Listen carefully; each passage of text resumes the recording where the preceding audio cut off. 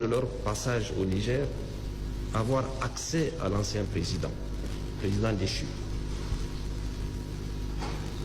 Parce qu'ils ont mis dans tous leurs médias, notamment occidentaux, qu'il est malade, qu'il est dans de mauvaises conditions.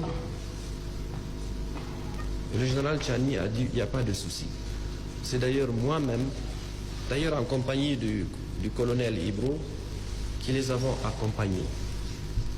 Lui-même a dit qu'il est en bonne santé. Lui-même. Et il est dans le palais présidentiel. N'oubliez pas que le président Jory a fait 13 ans dans un camp militaire, renversé par un coup d'État. N'oubliez pas que Ousmane Mahaman est resté des semaines dans un camp militaire.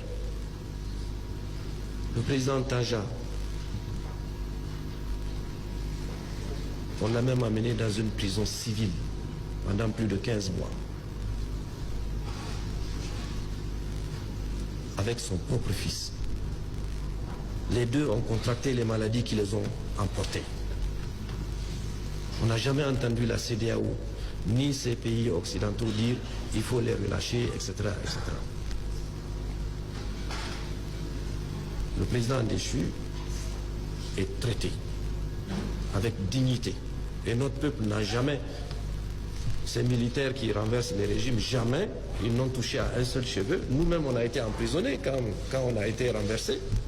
On était à la gendarmerie, à l'école de police. Mais ces hommes en tenue nous ont respectés. Jusqu'à ce que l'histoire nous a totalement lavé de ce que nous était reproché.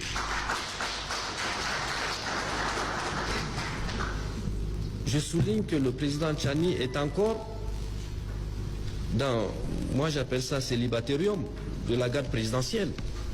Par hasard, je suis allé chez lui, je ne suis jamais allé, je suis allé une fois la nuit, mais j'ai dit, mais monsieur le président, vous êtes à ce niveau-là.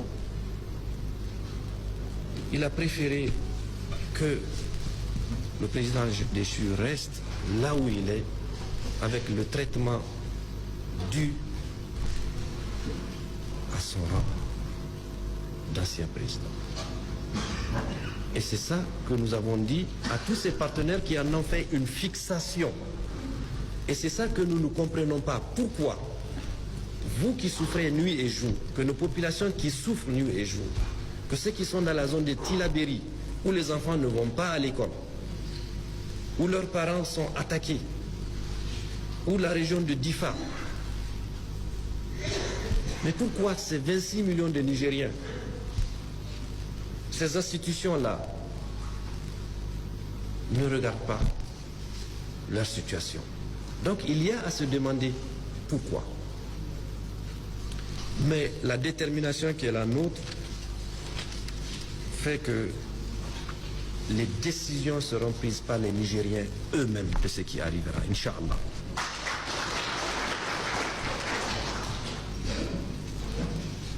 Il y a beaucoup d'autres points importants, notamment sur les pays qui nous ont soutenus. C'était un honneur pour nous de compter parmi nous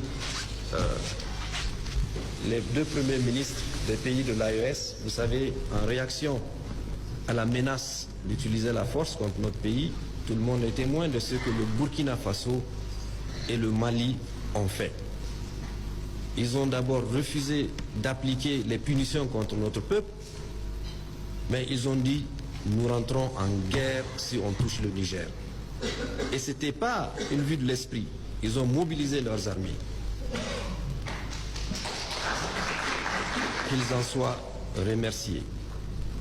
Mais cela ne veut pas dire que nous ne faisons rien. Eux-mêmes savent ce que notre armée fait pour les aider à combattre le terrorisme. On ne fait pas beaucoup de bruit, mais eux-mêmes savent. Il y a un deuxième aspect important, c'est celui d'approfondir la création de cette alliance en la reposant sur la mise en œuvre des projets de développement. Et c'est ça qu'on a décidé de faire ensemble pour que nos peuples décident d'eux-mêmes D'ailleurs, il y a une disposition essentielle dans la charte qui crée cette organisation. Aucun franc ne sera admis de quelqu'un d'autre. Nous allons nous-mêmes mobiliser nos ressources pour les faire fonctionner. Donc, il est important que vous le sachiez. Il est important que vous sachiez que des pays comme le